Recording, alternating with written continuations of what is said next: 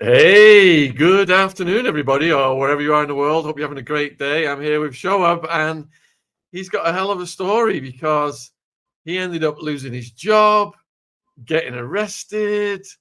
Talk about Orwellian thought police. Talk about lack of freedom of speech, two-tier justice, all the crazy topical issues we've got going on in this country right now. Lucy Connolly, Tommy Robinson, etc. All tie in to Shoaib's story. So, firstly, huge thank you for coming on, my friend. Hi, Sean. Thank you very much for having me. I appreciate, you just me just being here. It's an honor. Thank you very much for having me. And shout out to Craig Houston. Several of my viewers saw you on his channel. Yeah. And then they contacted me and said you were a brilliant speaker and to get you on.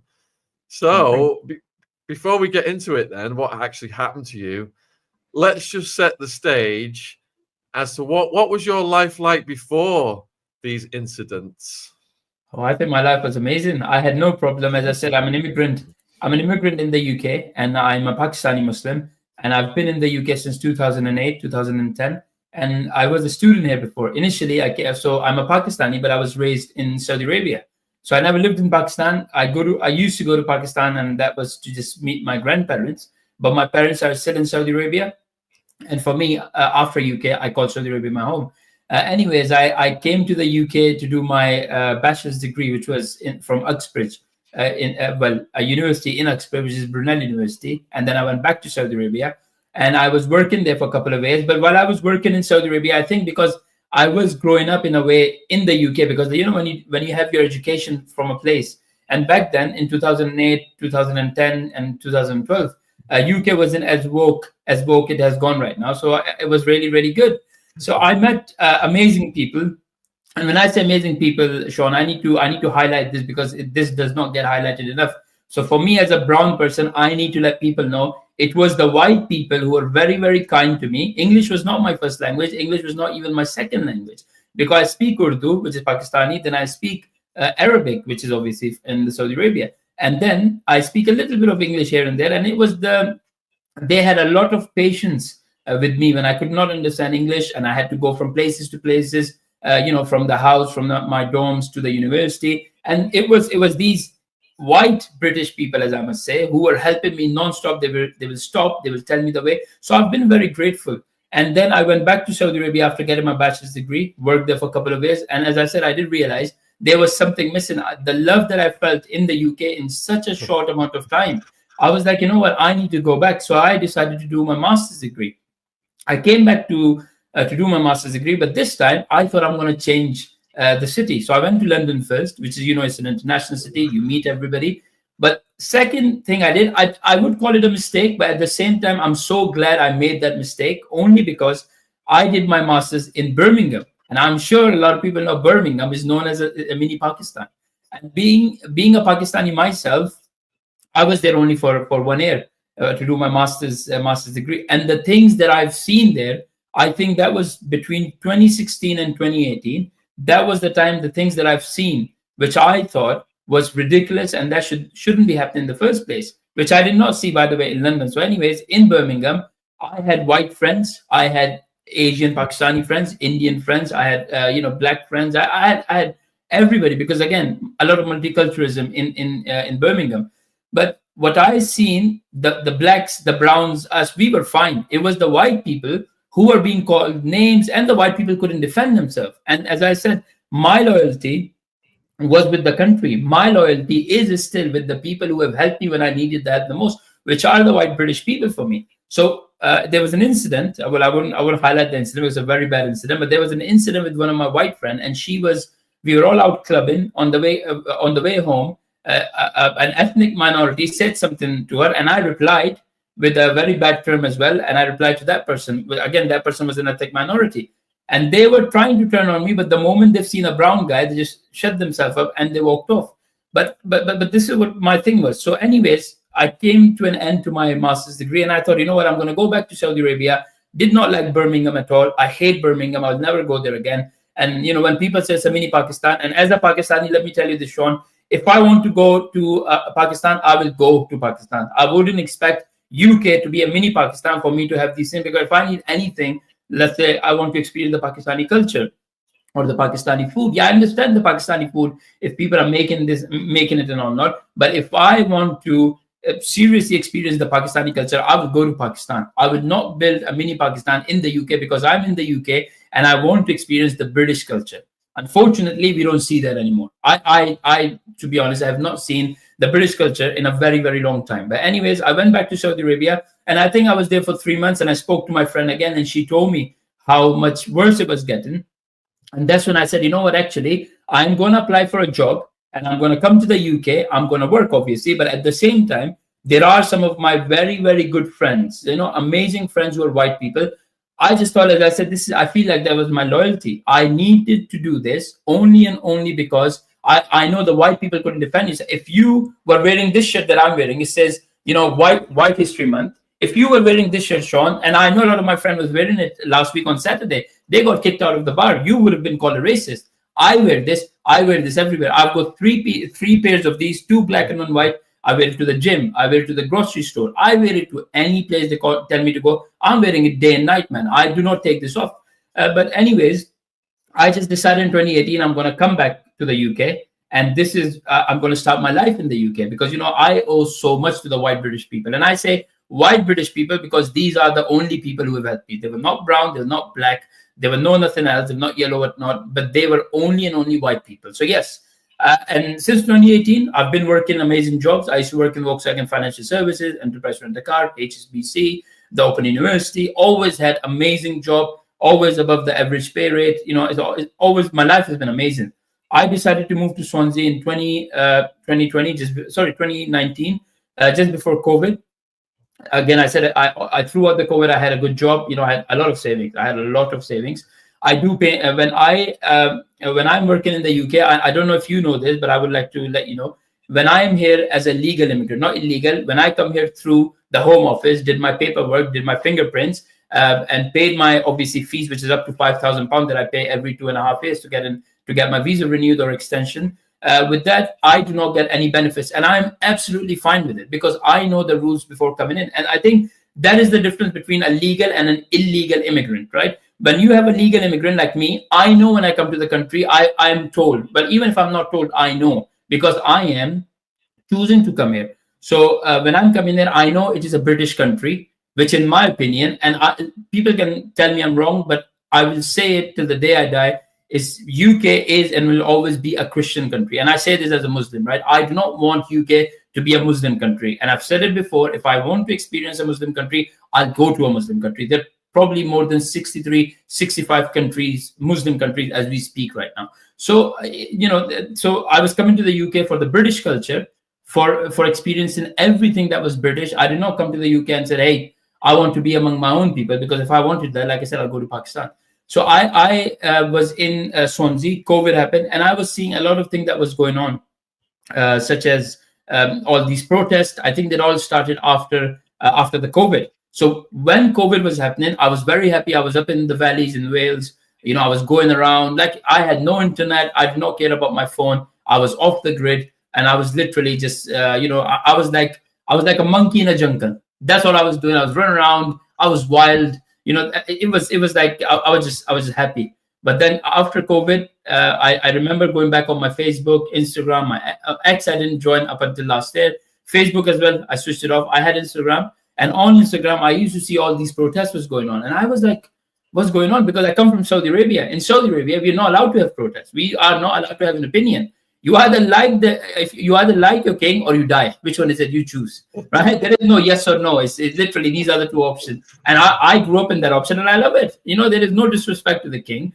People love him there, and he loves his people as well. Unfortunately, when I came into the UK, the people of the UK could not stop criticizing the king, criticizing the government. I was like, oh my God, if I even think about doing this, they probably hang me back home. I'm not going to do that. I'll never do that. So I just kept doing this. But like I said, I've seen people being crazy. Okay, I understand there were these white woke liberals with the purple hair, with with men with tits. I don't know if I can say that or not, but with men with the female body parts and all that. So I used to see them. I was like, okay, I get it. These people, maybe they got some problem with them, and that's why they say what they say. But then I see these Asians, these Pakistanis, these Bengalis, these these ethnic minorities coming out and talking about, oh, the white people are there, the white people. And I'm like, oh, what's going on? You're in a white country. You've given the white benefit. You've given the white culture. You've given the white education system. Everything you've given is white. Because if you were in Pakistan, you probably either be really, really poor. You won't have anything that you've got today. Or if anything, you'll probably be dead by this time. Like, I don't understand. How can you be in a white country and criticize these people so much? If you don't like it, just pack up and leave. That's exactly what I said to the people. And I used to go to the mosque up until last year. And I remember being in the mosque. These people were talking about the racism. Oh, there is so much racism.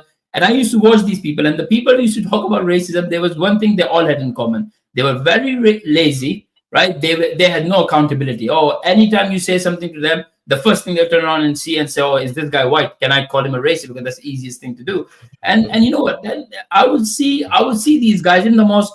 Oh, this guy, oh, that guy was so racist. He said to me this. I went to work today and I took my food, and that white guy said to me, how come you're eating your food and it smell like this? And I genuinely, I asked him, I said, look, when the guy was saying this to you, were you eating your food in the canteen or on your desk? He said, I was eating on my desk. I said, first of all, I am brown and Pakistani. If you were eating food at your desk and I was the owner, I'll fire you. I wouldn't tell you why you're eating there. I will fire you. Go to canteen. If you've got canteen, right, eat it in canteen. So if a guy who happened to be white at that time said to you that your food stinks and I don't want you eating your food in the place where I'm working, he's not racist. He's like anyone else. He's just saying, just take your food where it's supposed to be eaten. Do not eat your food amongst people when people are trying to work. Simple as that. So like I said, these people had one thing in common. All of them literally lazy, no accountability, and they're so incompetent to do anything. And the easiest thing is let's blame the white people. Oh my God, it's so easy.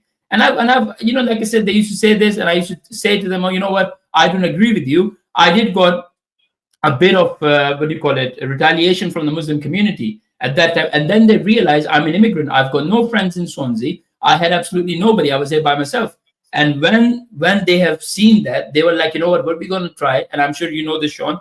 A lot of these Muslims, when they are met with facts, these extremists, these Islamists, when they are met with fact, the only thing they do to shut down is either call you a racist, but they have never seen a guy like me in their life. They like this immigrant coming in and telling us. So what I used to sit there, and I used to do this to annoy them, basically. So I'll sit there and I used to say to them, are you not happy that we have given you all these education? They used to say, what do you mean we? You're not white, you're not British, what do you mean we? But I used to say that. It used to annoy you. They're so angry, they want to hit me. They were like, oh, what do you mean we? Have you seen yourself in the mirror? I said, yeah, I know I'm brown, but I'm just telling you, are you not happy that we've given you white education? You've got access to all these white things.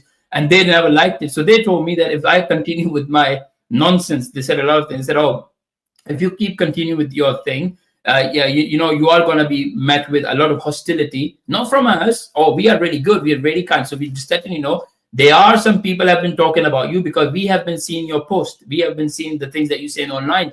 And the thing is, before the police or anybody else, because at that time, and this is going back, last year actually, 2024.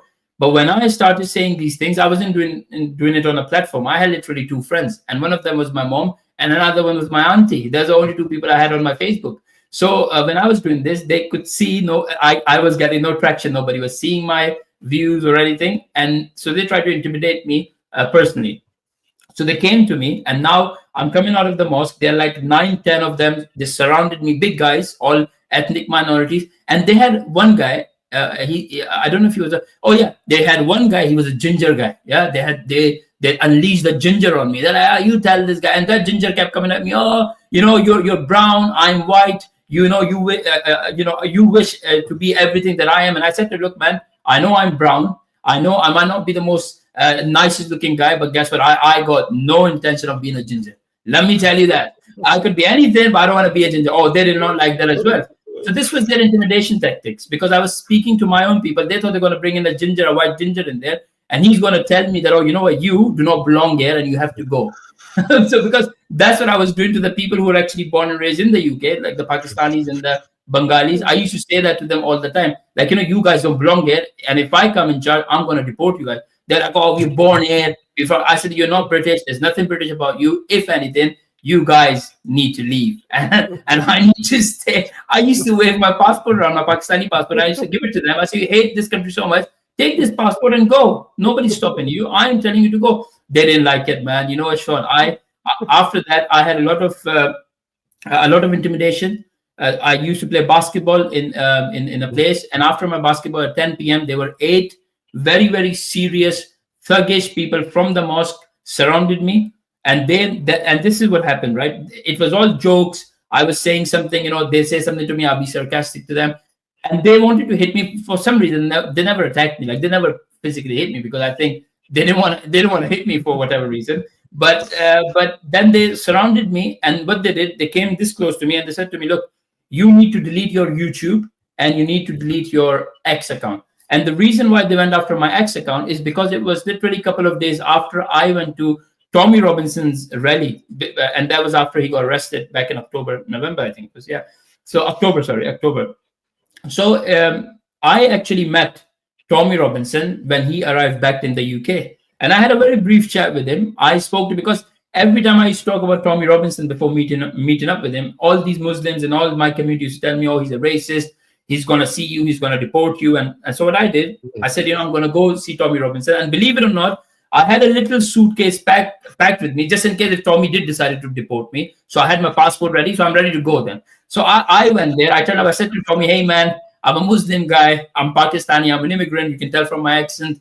So can I just ask you a few things? He said, yeah, man, I need to go, but I got time for you. Let me know. I think it was late night as well at Luton Airport. And I asked him, I said, what do you think about me? He said, what do you mean? I said, oh, I mean, do you want to deport me? He said, no, I think he didn't understand what I meant.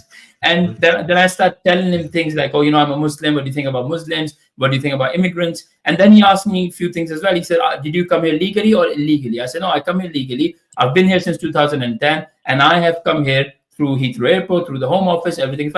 He said, yeah, I don't care. You got a criminal record? I said, no criminal record whatsoever. I'm fine. I'm clean. I don't have as much as a speeding ticket. This is how much I follow the law. And I had my license in the last 5 years. I don't have a speeding ticket. So he said, you're more than welcome. And the way you are talking to me right now, the concerns that you have told me, I will stand next to you and I will support you 100%. That was it. That's all he said. I couldn't believe it.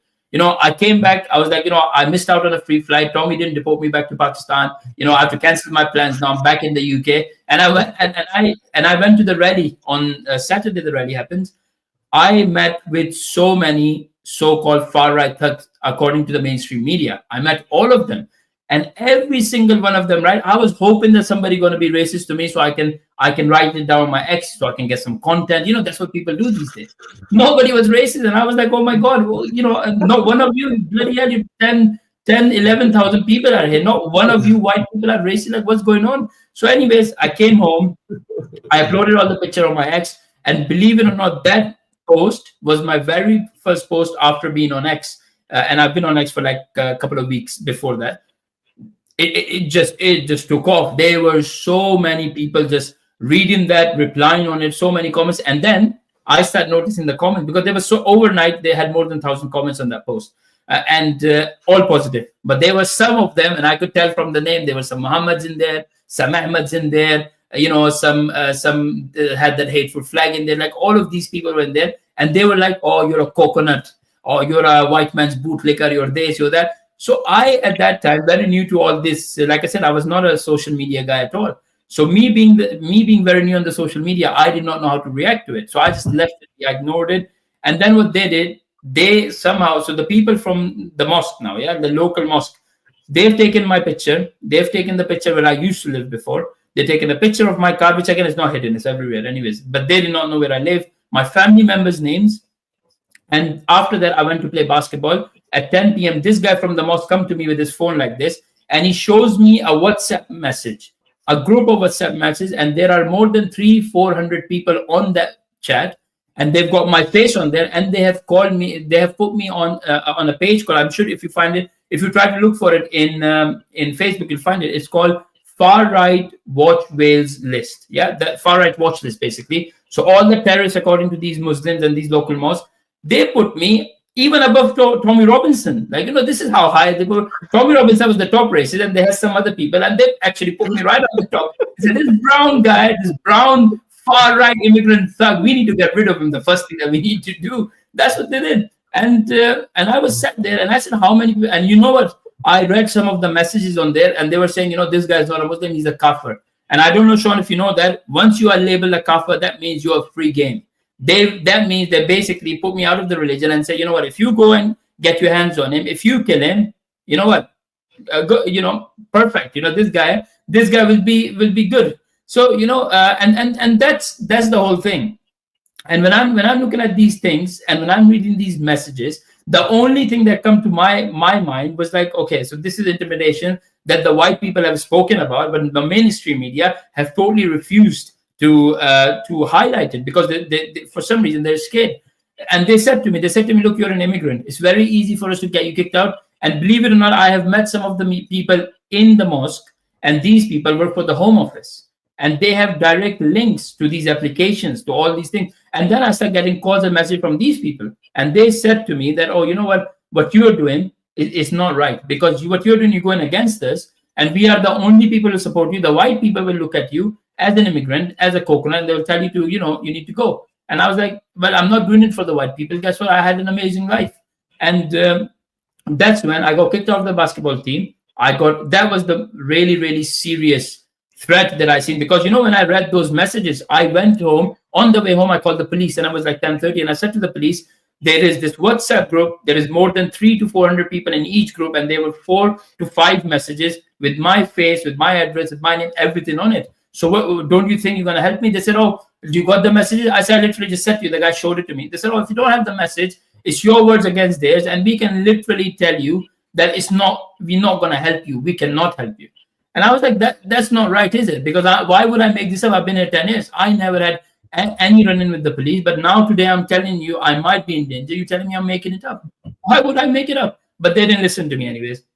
So afterwards, I got home, and I used to live in a flat at that time. And I have very, very elderly people living in that, in that flat where I used to live. And all of them know me for almost 4 or 5 years. And they know the character, the guy I am. And they have then start telling me that there are cars coming up, and they just park up there and they stand there. They've taken pictures of them. There'll be like 4 or 5 boys in one car, and they will just park up outside my flat.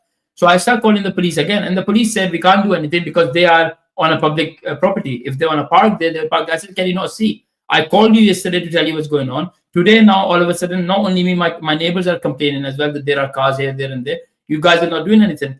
I was met by the police of the Swansea South Wales police, and they told me, if you won't stop calling us Shoaib, we will put you down as you're harassing the police. And I said, what are you? Are you police or are you McDonald's worker harassing you? What the hell? I'm a small one little guy, and I'm just calling you for this. And you're telling me I'm harassing you. What the hell? You're supposed to be the police. You're supposed to be people with some sort of dignity, some sort of power. You shouldn't be somebody calls you and you're like, oh my God, you know what? You're literally harassing us, so we're not going to speak to you. And this is exactly what this is. This is the intimidation start. And I never realized at that time I was working for the Swansea Council, and all of a sudden I was, I was called by my Swansea Council. I was working for them for almost a year at this point, and they said to me, "Hey, can you come in to the office?" And it was a Friday, and literally after all these things that was happening, can you come into the office? We would like to speak to you. And I said, "Okay, I'll come in." And I went to the office. My boss was there, who was a white, woke, liberal lady, Labour supporter, obviously, and she's been working there for almost 30 years. And she had her sidekick, who's not even a HR, but I call her the sidekick because she's someone, she looked like a Robin, Batman Robin. She looks like Robin. She got really short hair, and she's got that face, and she sits there, and you look at her, be like, why are you even here? You've been here for 30 years. You can't even do your job correctly. So anyway, them two were there, they were ganging up on me, and they were saying to me that we have had a call from somebody, we're not going to tell you who because it's anonymous, but they have said that you are a racist person towards the Muslim community. Towards that, I said, I'm a Muslim myself. Oh, no, but you're a racist to the Pakistani. I said, I'm Pakistani myself. What the hell are you talking about? and the funny thing is, Sean, I recorded the whole interaction. It was I had a recorder in my pocket. Actually, it was in my phone. I recorded it. I walked in. I didn't tell them I'm recording it, right? I sat down there, and I was just watching them. And I said, you said to me that you want to have a conversation with me, which you said, I asked you whether formal or informal. You said it's informal. And I walk in here. You've got this sidekick sitting there with a paper in her hand. God knows what she's going to write. So I don't trust you guys. There's no HR. Why am I here? They say, no, you just need to speak to us. Oh, don't need to worry about anything, Shoaib. You're a good worker. You're this. And I said, okay. Walked in, sat down with her, and I could see she started with that face. She said, do you got something against the Muslim people? And I said, I'm a Muslim people myself. What do you mean against Muslim? My parents are Muslim. I am Muslim. What do you mean against Muslim people? And you know, I don't know, they make this face, you know, these woke liberals, they make these face. Oh, I'm so upset. I'm sure you've seen that guy, the one who went to Wales. Sorry, the one who went to Egypt. The guy, the male nurse from Wales. I don't know if you've seen him. The one who was asking the Egyptian police, "Oh, do you know what the breast smell like?" Have you seen it? He's crying. He's crying. That was the face. If people know, you know, I'm sure people know who I'm talking about. And they're making that face, and they kept asking me, and I kept telling her, "I'm not racist. Like, if you tell me I'm being racist towards the white people or someone else, then it's fine. But you're talking about my own people. No, I'm not racist. If anything, I'm just pointing out the problem that I have within my own culture, within my own community, and also within my own religion. Like, you know, it got nothing to do with you. You're not a Muslim, not a Pakistani. You never lived in Pakistan or in a Muslim country. You guys live in the UK. Worry about the UK. Worry about your own people. Why are you coming after me for?" Like, oh, we had a big complaint about you supporting Tommy Robinson. And I said, yeah, and Tommy Robinson, so what? He's a guy. He's like any celebrity. I've seen him. I've seen his work, and I like it. And I said, it's fine. I said, you'll be okay if I said to you that I support the lefties, or I support some of these woke trans people. You'll be okay with that. But it's like, no, it's not about that. But then obviously we had a long chat for 40 minutes, right? And it was nothing to do with my work, nothing to do with anything. The only thing that they kept crying about is, can you delete your post? Can you delete your Facebook? Can you delete your YouTube? Can you delete your X account? And I said, I'm not going to do that. I said, well, why are you guys after my X account? What the hell? Why are you coming after me for that? You know, it got nothing to do with it. Nobody knows I work for the Swansea Council. At this point, I never told anybody that I was working for the Swansea Council. And that is the thing that saved me a little bit. But unfortunately, after 15 minutes of back and forth, because, you know, they were being serious, like I said, with their face. And I was looking at that. I said, why are you crying?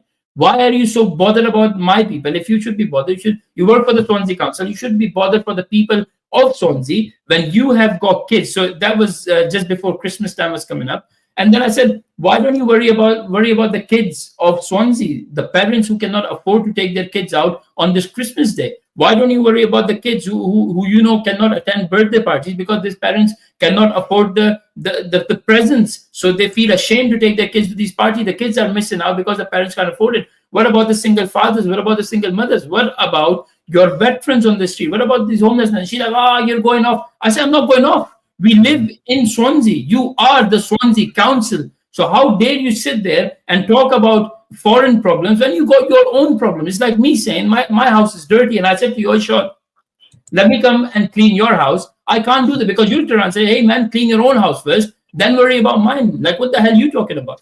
And when I said that, she said, oh, you know what, we not got to do this anymore, Shoaib, because you are here, you think it's fun and games. And I just said to her, am I getting paid for this hour? Because you know what, I'm doing some top comedy here. You better be paying me for that. And she said, oh, you know what, stop this meeting right now. And I was like, oh, I'm joking. She's like, yeah, exactly, you're joking. You're not serious. So I'm going to tell you this now. You either delete your X account, you either delete your YouTube account, or we're going to take it to the next level. And I said to her, what is the next level? And up until this point, I was like, you know, cheerful. And I never thought, because I'm a very good worker, I've got my certificates here. So I'll show it to you in a minute. And I thought this is some useless, you know, these Muslims calling the Swansea Council, oh, you know, you need this guy to be fired because he's a racist. And I say, oh, this is not going to fly. I'm a Pakistani. They can't tell me I'm racist against my own guy, because I've never seen a white person being called racist for criticizing their own white community or their own culture and whatnot. So I said, oh, this is not going to fly with them. And this is what I said. And when I tell you this, right, I seen her face change to a very like a serious face, and she said to me, this is it. You either going to delete it or it's going to be next step. I said to them, okay, I'm going to think about it. And as I was getting up, right, and I was thinking about all my white friends, all the white people that have been so kind to me, and I said to myself, if I delete because I knew what she meant by next step. Next step was, we're going to fire you. And I could see, because she was not taking any of my nonsense anymore. She said to me, get up, and this is your option. So when I was walking from the desk to the main gate, basically she was following me. And I was thinking to myself, and this literally came so quick to my head, and it says that, oh, you know what, it's it's my loyalty to the people, because I would say it's my loyalty to the country, but the country is made by the white British people. So yes, it's my loyalty to the people. And I said, if I shut up today and I delete everything and I become like these councillors, guess what's going to happen? The same people, right, who have been paying to the council for us people to work for the people, I'm going to be another guy, because there are more than 300-400 people working in the council. I don't hear anybody else saying it, right? And I did also thought that at the end of the day, I am not white. I am a Pakistani. I am brown. I'm not even British. I'm an immigrant, right? Why should I fight a fight which is not my fight? And a lot of people have told me before that you're going to lose your job. You need to stop fighting for other people. You are brown.